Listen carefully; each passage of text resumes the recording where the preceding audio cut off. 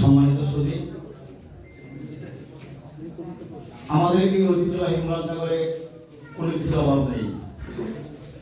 যেমন সাহিত্য ভান্ডার রয়েছে, তেমন রয়েছে গুণীজনের ভান্ডার, তেমন রয়েছে বিশাল এলাকা এই মুরাদনগর। এই জনবহুল মুরাদনগরে যেমন ভালো মানুষের অভাব নেই, তেমনি এখন প্রতিটি হাটে হাটে, প্রতিটি পাড়ায় পাড়ায়, প্রতিটি মহল্লায় মহল্লায়, প্রতিটি বাড়ি বাড়িতে এখন মাদকের অভয়ারণ্য। মাদক এমনভাবে ছেয়ে গেছে, আমাদের যুবকদেরকে তার বাবারা মারা রাতের বেলা বের হয়ে এক সপ্তাহ 15 দিন পর পর তাকে খুঁজে বের করে নিয়ে আসে। তারপরে এসে আমার কাছে কান্না করে, স্যার আমার ছেলেকে বন্দিপুর আস্তানা থেকে বের করে নিয়ে আসছি। কি সমস্যা? ওই মাদকের আস্তানা বন্ধ থেকে পুলিশ তাদেরকে কিছুই বলে না। আমরা বড় অসহায়।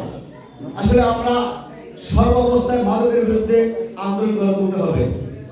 আমি আমার শরীর থেকে কবিতা আবৃত্তি করছি, নক্ষত্র অভিমান। আমি আজ আর কোনো স্বপ্ন দেখি না, পাই না খুঁজে অথই বারবার করে সুনীল রবি, নিশির প্রহরী দীপ্ত শশী। জানি না অভিমান কি ছিল, নীরব রাতের তারাগুলি অন্ধকারে খুঁজি, নিশাচরী বিহঙ্গির মুক্ত কণ্ঠে সত্য বিরহ। নক্ষত্রের জ্যোতি হারা সুনিবিড় বেদনায় চারদিকে দু দু বিতৃষ্ণার তিক্ত গ্লানি। চোখে পড়ে না আর সমুদ্রের মধ্য নীলিমায় উত্তাল উর্মির ব্যক্ত মাতারে গাংচিলের নন্দিত জলউদ্যান। তবু নৃত্য হয়ে বেড়ায় স্বর্ণালী দিগন্তের শাশ্বত দিশা, অনন্ত শক্তির পরম দিশা। জোনাকির ক্ষীণ আলে অন্তিম অনাদিকালের শান্তি খুঁজি। পার্থিব বিমলতার জন্য বেঁচে থাকার একান্ত প্রার্থনা আজ আমার। ধন্যবাদ সবাই।